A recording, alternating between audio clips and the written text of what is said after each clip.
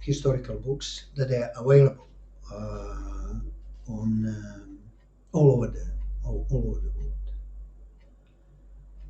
And very often,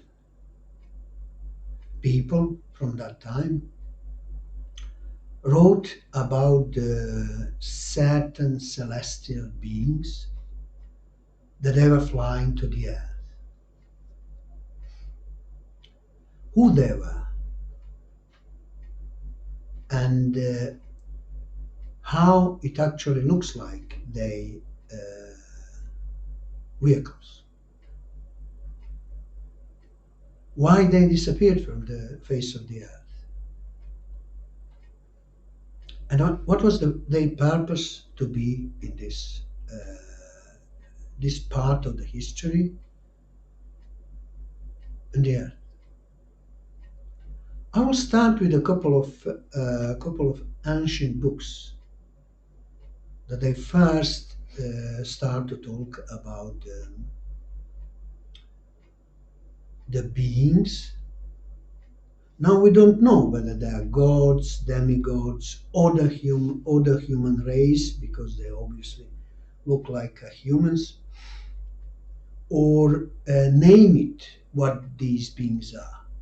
We just want to discuss which sort of technology they used while they were flying above the earth. Because there is so many written documents in which people who were involved in that talk about these beings, that they flying upon the earth into the sky, and that they deal with either in a wars or in just to helping the people, or sometimes punish the people, punish the human race, that they were in contact with them. The first book, scriptures, not the book in the sense that we know that you can see behind my back, is the Book of Enoch. That was it was written about the beings, whoever they are, beings that they came out of the earth. As I said, the Enoch was the seventh in a linear succession from the Adam, one after another. His birth was very mysterious. His mother gave birth to him while her husband was long way away from home. And when he came back, his wife was very pregnant. So he said, since I was away from home at the time when you conceived this child that is into your womb, I cannot be possibly father. So you must be punished. But she said, no, I have no any other man than you. I was just asleep, fell in slept. And when I woke up, I was pregnant. So he insists that she was pregnant with some unknown man.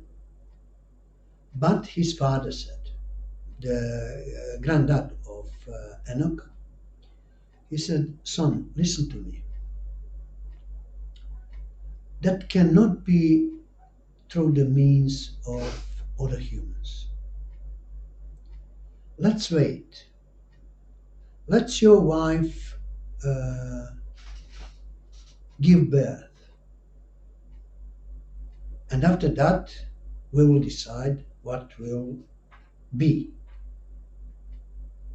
whether she should be punished or whether it is something that is not of our world. So be it." In the next couple of months, uh, Enoch's mother gave birth, and it was very unusual child. Unusual in the sense of other children that they were born at that same time. So they were wonder what was all about. Few days later, the mysterious beings, as it says in this book, I'm not saying whether it is true or not. I'm just saying what it's been said in the book of Enoch. They came into the Enoch's father house and said, "This child is one of ours. We will take it with him, with us, and at a certain point of time in the future, we will brought him back." It was happened so, and Noah was found close to the house of his father. So he go on with grow. At his age of 40, he saw the light from the sky, and he saw the vehicle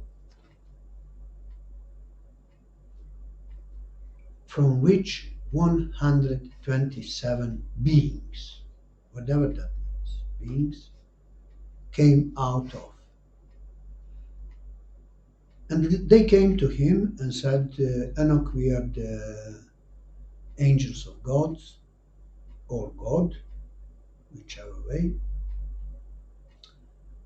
and we are here to reshape the planet Earth."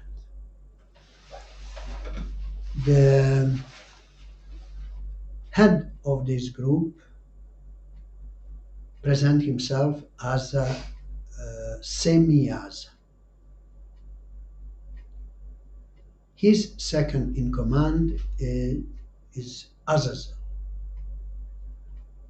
And let's not go into a detail of these 127 people, but let's just say that they came out of the certain vehicle from above the sky. So that is the first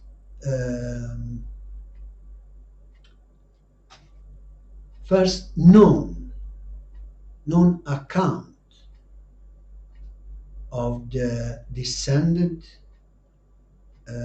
of the beings, whoever they might be, that they came from the sky.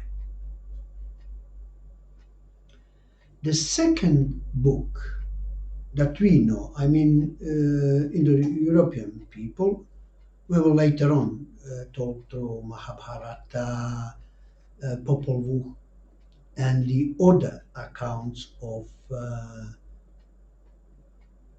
the beings, whether they are gods or not, that they came from the sky on the earth. The second book that was talking about the god or the beings that came out of the sky is the Book of Job. Although it is placed in the Bible far after the Book of Moses, the many biblical historians said that this is the actually first book that is written and the oldest one in the compilation that we know as a Bible, in which Job, talking face to face to God, asked him a certain question, moral and otherwise, and he cried out, in which he said that he wants to place his problem at the front of the God. So God came out of the sky, placed himself in a distance, relative distance from Job, so that Job will not be in any sort of danger to be killed by that power landing on the earth. And then God came to the Job and started to talk to him face to face. And he explained him a lot of things about the world, about the history of the world, about the essence of the world, about God as himself, about his purpose, why he is here. But that is not the point. The point is that God came out of the sky in a vehicle, keeping the distance from the human being in order not to harm them. That is the second in our known history. Right? The third evidence that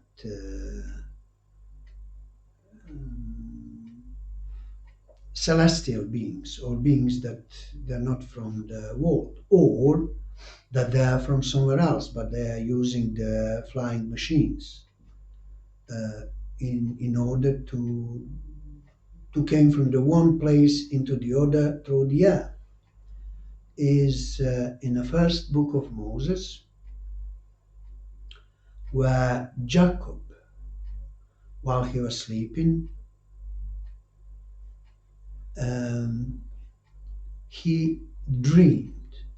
Actually, he wasn't dreaming.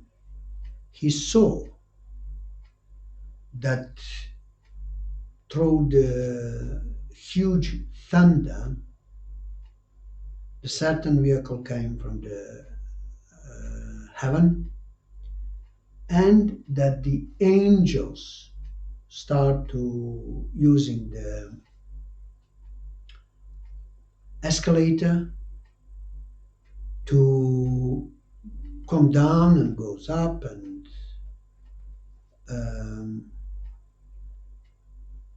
using these stairways,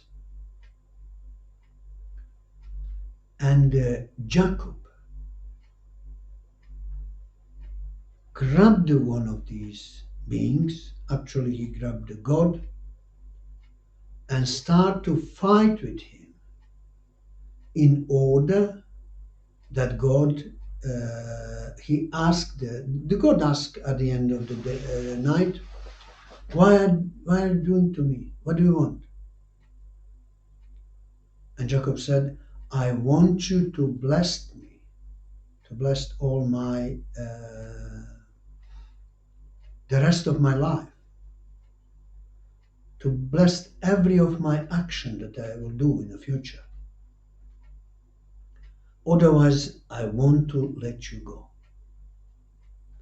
What does that mean if we read the Bible carefully?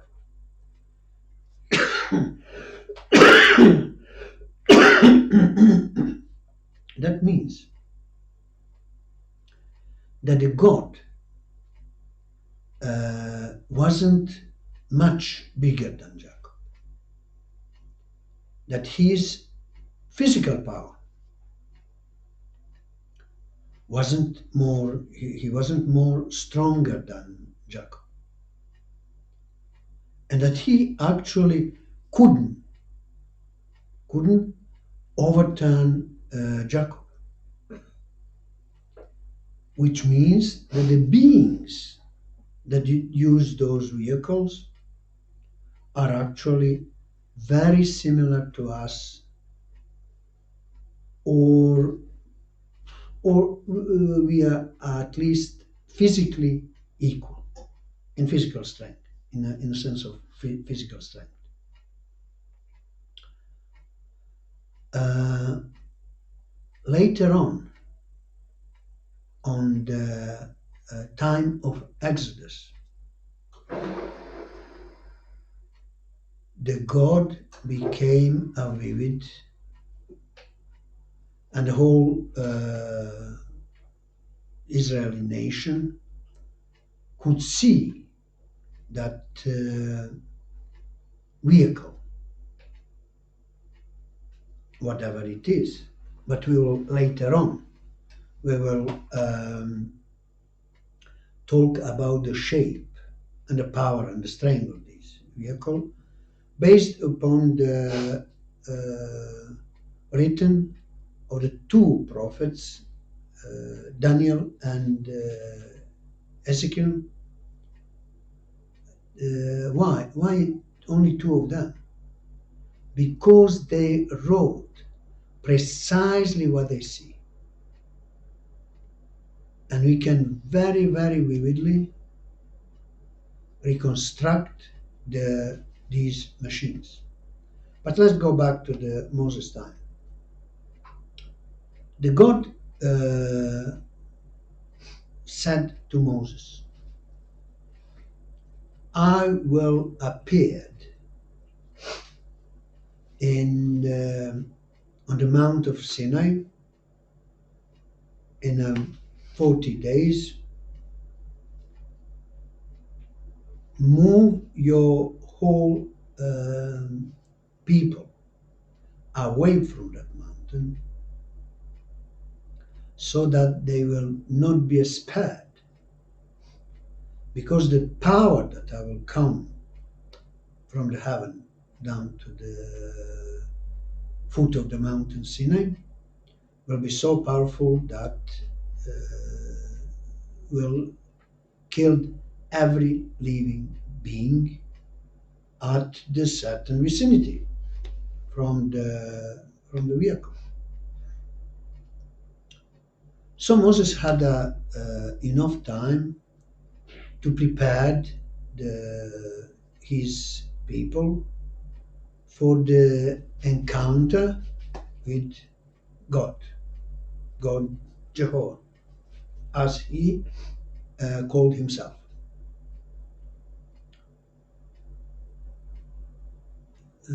So Moses went to the top of the Sinai, talked to the God face to face, and with the two tablets of the law. Everybody knows these 10 commandments.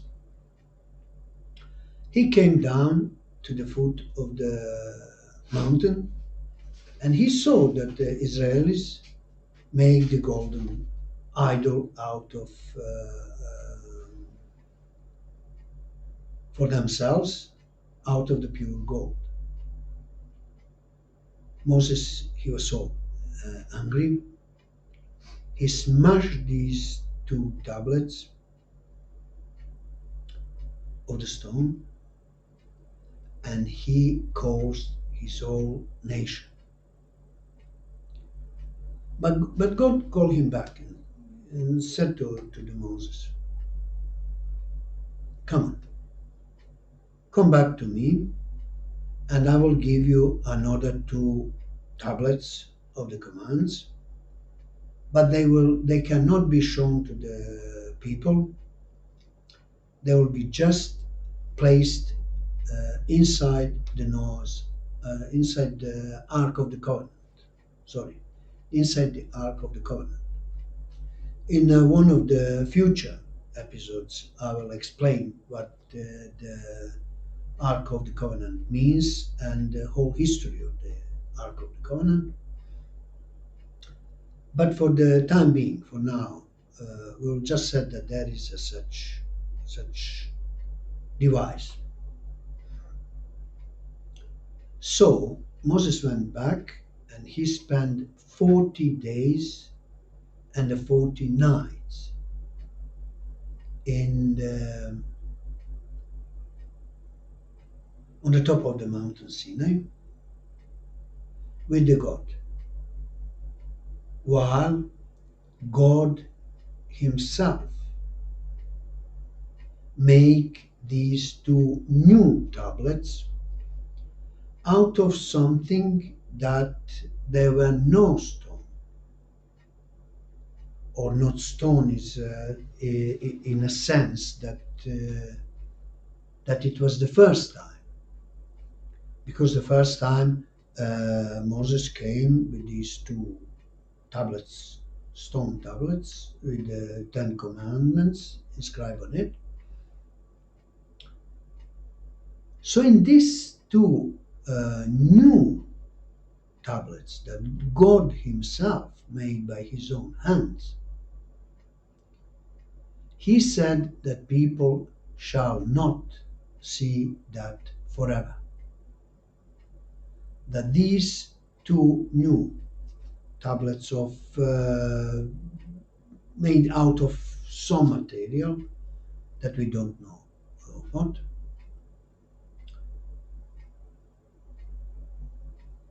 Moses took it, brought it to his tent, put into the Ark of the Covenant, which was at that time in a tent, part of the tent that is called Holy of the Holies. Uh, Actually, Moses lived in that tent that was movable temple, because the temple was the resting place of the Ark of the Covenant. That was its purpose. Later on, when they made Solomon temple, that was made out of the carved stone. But as they wandering in a desert, they using the tent,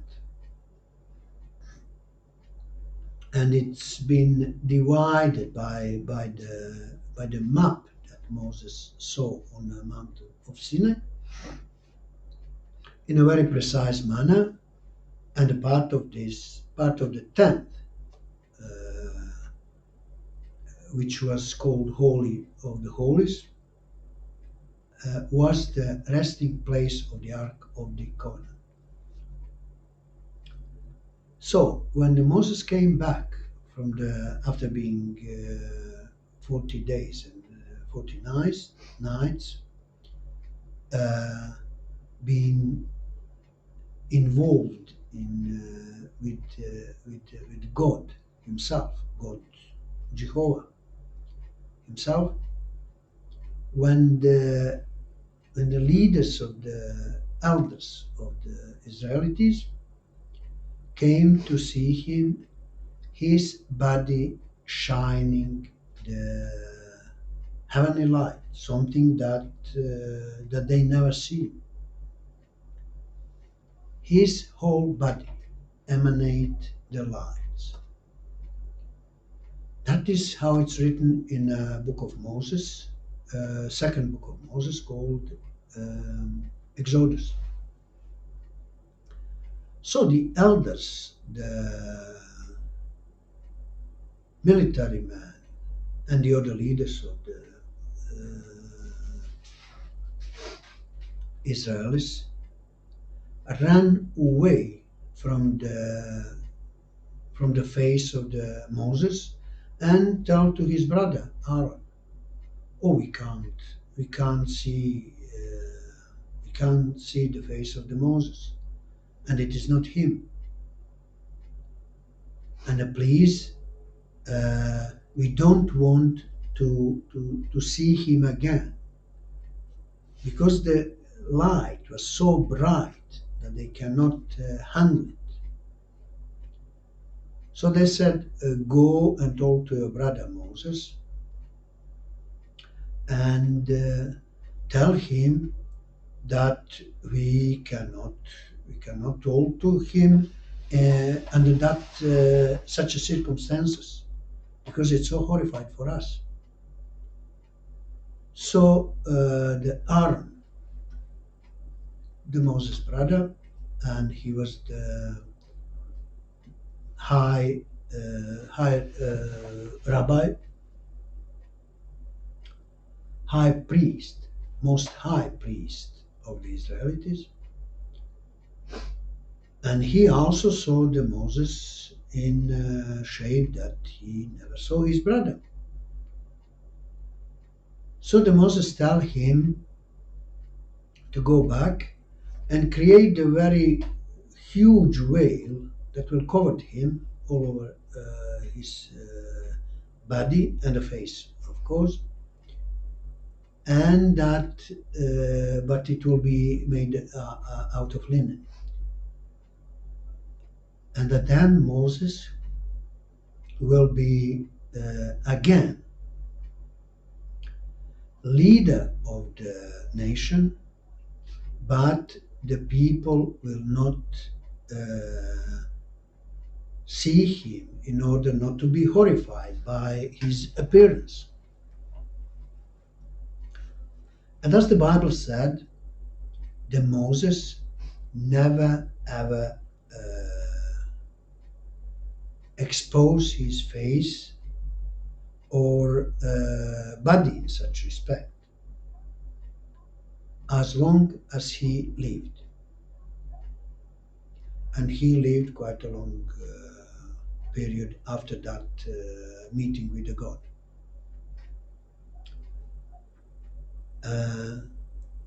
So later on, also in Elijah, also being very close to God Jehovah showed him in his vehicle. But this time God started to reject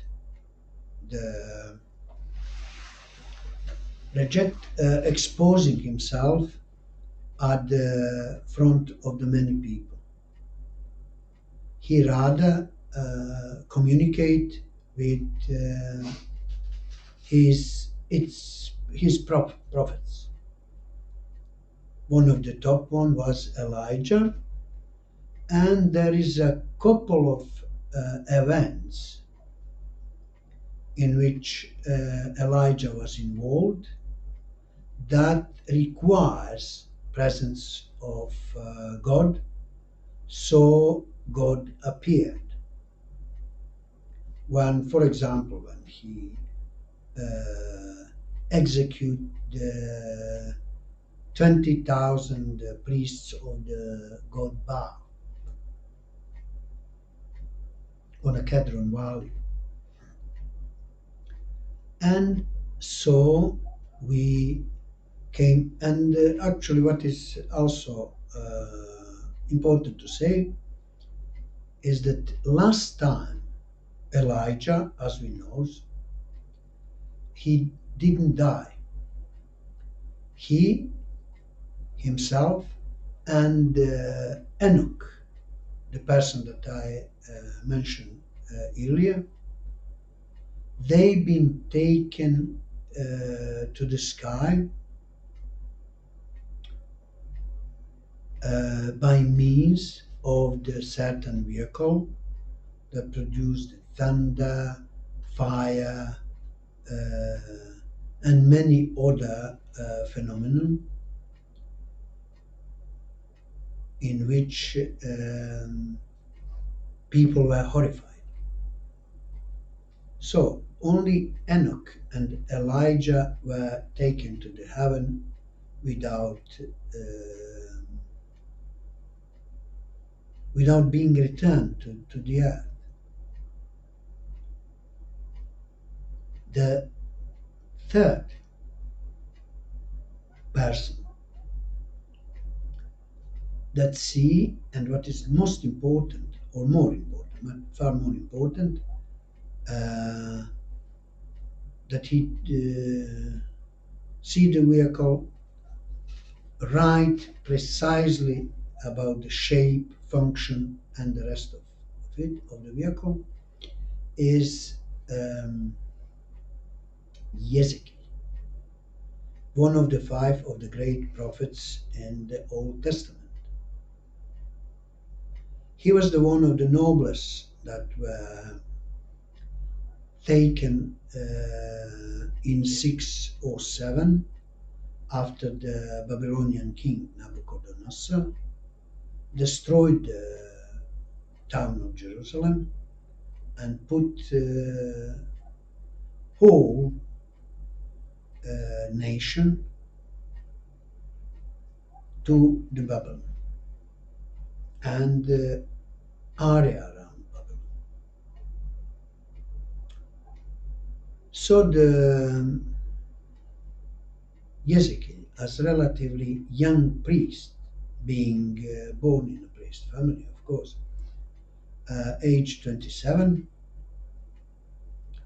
he on the river Kedar, that's the river's name, he saw its glory of the God. But as this vehicle relatively slowly approach and then landing in in a reasonable vicinity of Ezekiel, he start to notice the shape, the dimension, the proportions, what this actually engine applies, you know, and he wrote such a precise event that he took place on that particular day that this description they have no any comparison in any history of the human race. After that spectacular event, after that spectacular meeting with the God, Ezekiel met the God Yahweh several times. I mean, real many times.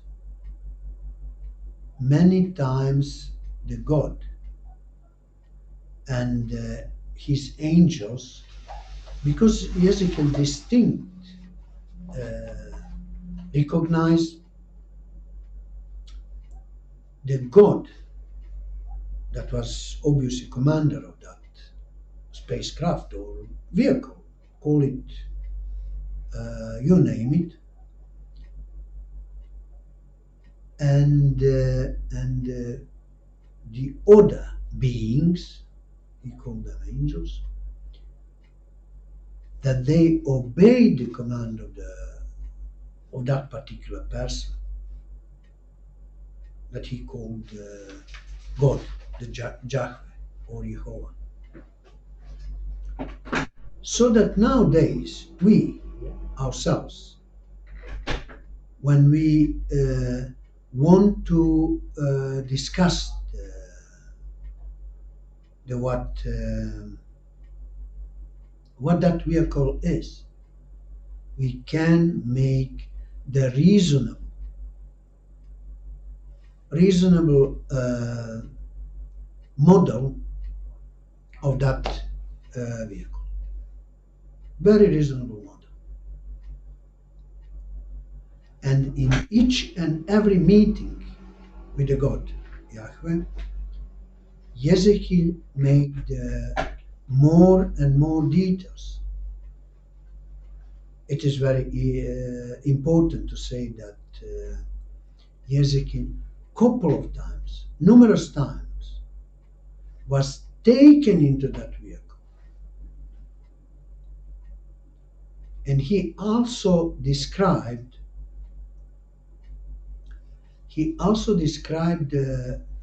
what was going on, what was the feeling he see while he was in that vehicle, while they're flying above the sky. So that we today, we can say with a very, very certainty that Ezekiel was in the vehicle, that he saw the vehicle that fly through the sky, and that vehicle was commanded with certain beings, that they are very human shaped, and that they practically not different any difference from them, from the people at that time. And the fourth person who saw the vehicle, who's been in the vehicle, and who wrote all phenomenon that take place while he was flying, is the prophet Daniel. He, in numerous occasions, met those beings. He talked to them. They told him all information that he asked them.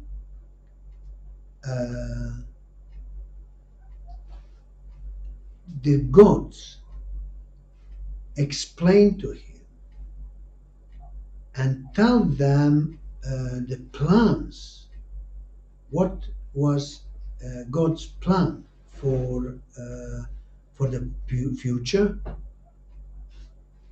And in all these conversations that took place, Daniel said that in many details, meticulously explain the vehicle inside and outside, as well as the passengers in these vehicles and commanders in these vehicles. He don't even accept at the beginning. He don't even call them God or angels or any other name for the superhuman beings. He called them the man in a white linen suit, that his face are shining. No any fascination with these beings. Just simple man wear the linen, and with the face that shining the bright lights.